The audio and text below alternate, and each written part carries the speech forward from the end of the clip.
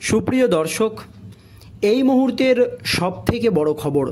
দর্শক, এসএসসির 26,000 চাকরি বাতিলের মামলায় সুপ্রিম কোর্টে কি বিরাট জয় পেতে চলেছে রাজ্য সরকার, তা নিয়ে ইতিমধ্যেই গোটা রাজ্য রাজনীতিতে প্রশ্ন উঠতে শুরু করেছে। তাহলে যোগ্য এবং অযোগ্যদের কারোর কি চাকরি বাতিল হবে না? মুখ্যমন্ত্রী মমতা বন্দ্যোপাধ্যায় যে দাবি করে আসছিল, সেই দাবিতেই কি সুপ্রিম কোর্টের প্রধান বিচারপতির নেতৃত্বাধীন ডিভিশন বেঞ্চ ডিওয়াই চন্দ্রচূড় শিলমোহর দিতে চলেছে? কেন এ কথা বলছি জানবো আজকের এই প্রতিবেদনে। খুবই গুরুত্বপূর্ণ প্রতিবেদন, আপনাদের সকলকে শেষ পর্যন্ত দেখার অনুরোধ রইল। দর্শক, আপনারা সকলেই জানেন ডিএ মামলা রাজ্য সরকারের সঙ্গে সরকারি কর্মচারীদের দীর্ঘদিন ধরেই সুপ্রিম কোর্টে চলছে। এরপরে একের পর এক দিন দিয়ে এই ডিএ মামলাকে পিছিয়ে দেওয়া হচ্ছে এবং দীর্ঘদিন পর পর এই ডিএ মামলার শুনানি হচ্ছে। জানিয়ে প্রশ্ন তুলেছিলেন খোদ কলকাতা হাইকোর্টের প্রাক্তন বিচারপতি তথা তমলুক লোকসভা কেন্দ্রের বিজেপি সাংসদ অভিজিৎ গঙ্গোপাধ্যায়। তিনি বলেছিলেন, সুপ্রিম কোর্টের প্রধান বিচারপতি কি ঘুমাচ্ছেন? এত গুরুত্বপূর্ণ একটি মামলা কিভাবে সুপ্রিম কোর্টে পিছিয়ে যায় তা নিয়ে প্রশ্ন উঠে গিয়েছিল।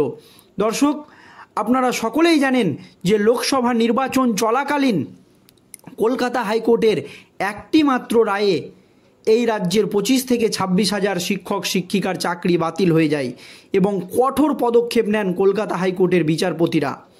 তারপরেই কলকাতা হাইকোর্টের বিচারপতিদেরকে নিয়ে একেবারে বিভিন্ন রকমের রাজনৈতিক সভামঞ্চ থেকে বেনজির ভাষায় আক্রমণ করেন মুখ্যমন্ত্রী Mamata Bandyopadhyay.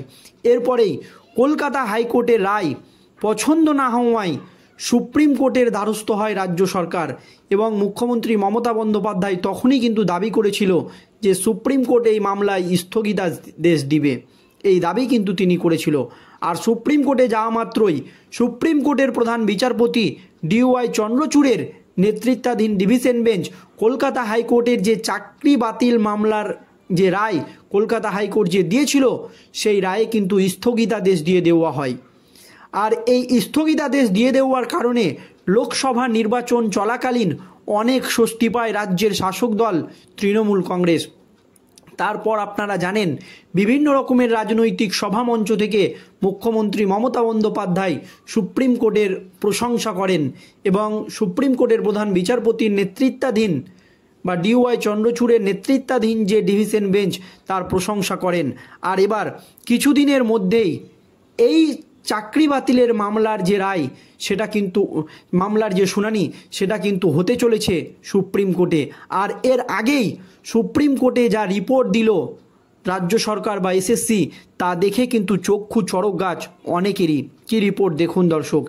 School service commission SSC 26,000 চাকরি বাতিল মামলায় সুপারিশ ছাড়াই নিয়োগ হয়নি বলে জানালো রাজ্যের মধ্যশিক্ষা পর্ষদ। কোনো রকমের সুপারিশ ছাড়া নিয়োগ হয়নি, পরিষ্কার জানিয়ে দিল রাজ্যের মধ্যশিক্ষা পর্ষদ।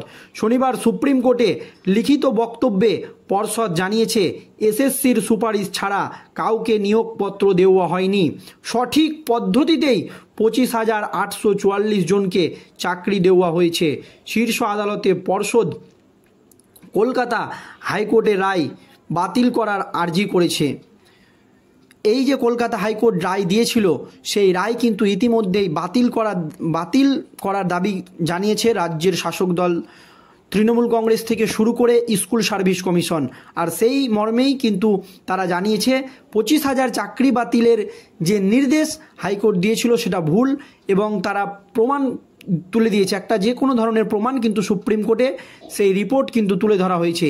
নিয়ম মেনেই এই 25,000 বা 26,000 শিক্ষক শিক্ষিকাকে চাকরি দেওয়া হয়েছিল। তাহলে দর্শক, সুপ্রিম কোর্টে যখন এই মামলা প্রথম ওঠে, তখন কেন রাজ্যের স্কুল সার্ভিস কমিশন বা এসএসসি বলেছিল যে 7 থেকে 8,000 ভুয়ো শিক্ষক শিক্ষিকা রয়েছে বা অযোগ্য শিক্ষক শিক্ষিকা রয়েছে এবং বাকিরা হচ্ছে যোগ্য।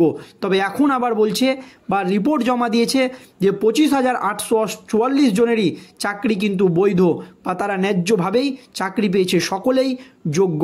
দেখুন দর্শক, এসএসসির নিয়োগ দুর্নীতি মামলায় 26,000 চাকরি বাতিলের রায় দিয়েছিল হাইকোর্ট। সুপ্রিম কোর্টের নির্দেশে আপাতত তা স্থগিতাদেশ জনাদেশ রয়েছে। সব পক্ষের লিখিত বক্তব্য জানতে চেয়েছে শীর্ষ আদালত। সেই মতো বক্তব্য জমা দিয়েছে পর্ষদও। তাদের বক্তব্য 2016 সালে গ্রুপ সি, গ্রুপ ডি, নবম দশম ও একাদশ দ্বাদশকে শিক্ষক নিয়োগ প্রক্রিয়া যে শুরু হয় সেই সময় পর্ষদ ওই নিয়োগ প্রক্রিয়ায় যুক্ত ছিল না। তারা 2018 সাল থেকে কাজ শুরু করে। পর্ষদের কাজ ছিল এসএসসির সুপারিশ মেনে নিয়োগপত্র দেওয়া। পর্ষদ তাই করেছে। এসএসসি যা যা সুপারিশ করেছে তার ভিত্তিতেই চাকরি দিয়েছে পর্ষদ, সেহেতু সকল চাকরি বৈধ, এই কথা কিন্তু বলছে এখন রাজ্য সরকার।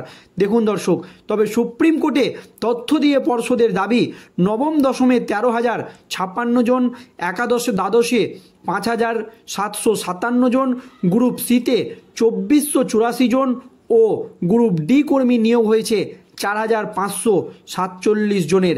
চাকরির সুপারিশ করেছিল এসএসসি, তাদেরকেই নিয়োগপত্র দেওয়া হয়েছে, বাইরের কাউকে চাকরি দেওয়া হয়নি। এসএসসির সঙ্গে পর্ষদের তথ্যগত কোনো ফারাক নেই। লিখিত বক্তব্যে পর্ষদ জানায় কাউন্সিলিংয়ের পরেই অনেকে চাকরিতে যোগদান করেন না, ফলে সেগুলিতে শূন্যপদ তৈরি হয়। সেক্ষেত্রে ওই শূন্যপদে নতুন সুপারিশ বা নিয়োগপত্র দেখা যেতে পারে, তবে এটা দুর্নীতি নয়। তারা আরও জানায় একটি ভুল শূন্যপদে একই প্রার্থীর দুটি সুপারিশপত্র ও দুটি নিয়োগপত্র তৈরি থাকতে পারে। এক্ষেত্রে একটি কার্যকর এবং অন্যটি বাতিল হয়। এই দাবি কিন্তু পর্ষদ দর্শক করেছে। ওই নিয়োগ প্রক্রিয়ায় একাধিক দুর্নীতির অভিযোগ উঠলেও পর্ষদ তার লিখিত বক্তব্যে সে বিষয়ে কোনো উল্লেখ করেনি। নিয়োগ প্রক্রিয়ায় কিন্তু একাধিক জায়গায় দুর্নীতির যে ধরা পড়েছিল, তবে সেই বিষয়ে কোনো লিখিত বক্তব্য কিন্তু রাজ্য সরকার বা পর্ষদ উল্লেখ করেনি। এমনকি ওএমআর সিট বিকৃত নিয়েও কোনো তথ্য জানায়নি পর্ষদ। শীর্ষ আদালতে পর্ষদের আবেদন গত 22 এপ্রিল তবে গত 22 এপ্রিল হাইকোর্ট যে রায় দান করেছিল তা খারিজ করে প্রয়োজনীয় নির্দেশ দেওয়া হোক, এই দাবি কিন্তু রাজ্য সরকার সুপ্রিম কোর্টে রেখেছে দর্শক। তবে অনেকেই প্রশ্ন তুলেছেন, বা যারা এই মামলার প্রথম সারির আইনজীবী, আপনারা জানেন ফিরদৌস শামীম থেকে শুরু করে আরও বিশিষ্ট আইনজীবী রয়েছে, তারা জানিয়েছে এই যে দাবি রাজ্য সরকার করেছে তা একেবারেই ভিত্তিহীন। কারণ আপনারা সকলেই জানেন প্রথম যখন সুপ্রিম কোর্টে এই মামলা উঠেছিল তখন মধ্যশিক্ষা পর্ষদ কিন্তু স্বীকার করে নিয়েছিল যে এই শিক্ষক নিয়োগ দুর্নীতিকাণ্ড হয়েছে। প্রথমে বলা হয়েছিল যে 7,000 অযোগ্য শিক্ষক শিক্ষিকা রয়েছে, তারপরে এই সংখ্যাটা বেড়েছিল এবং তারা স্বীকার করেছিল যে 8 থেকে 9,000 মতো অযোগ্য শিক্ষক শিক্ষিকা রয়েছে। তারপরে এখন কিন্তু যে রিপোর্ট পেশ করা হচ্ছে তাতে বলা হচ্ছে কোনো রকমের দুর্নীতি হয়নি, 26,000 শিক্ষক শিক্ষিকার যে চাকরি সেটা একেবারে বৈধ পদ্ধতিতেই হয়েছে।